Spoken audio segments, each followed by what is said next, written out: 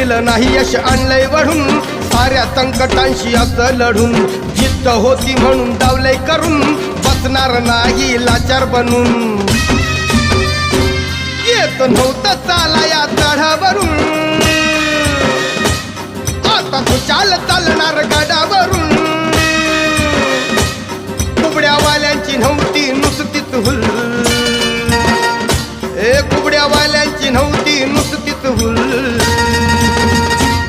आम्ही ठरलोय यात सक्सेसफुल आम्ही ठरलोय यात सक्सेसफुल